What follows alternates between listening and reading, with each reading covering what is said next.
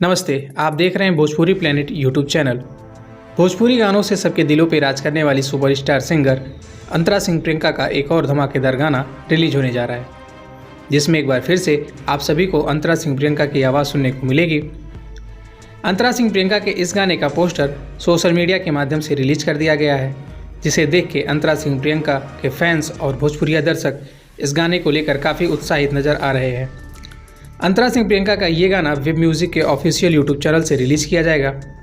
आपको बता दें, अंतरा सिंह प्रियंका के इस गाने का बोल है अहरा लिखा उड़ता जवानी, जिसे वेब म्यूज़िक के यूट्यूब चैनल से रिलीज़ किया जाएगा।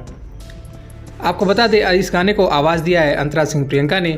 इस गाने को संगीत से सजाया है ADR आनंद ने और इस गाने के लिरिक्स को लिखा है बिट्टू विद्यार्थी ने। ये गाना 18 जून को शाम 6 बजे वेब म्यूज़िक के ऑफिशियल यूट्यूब चैनल से रिलीज़ किया जाएगा।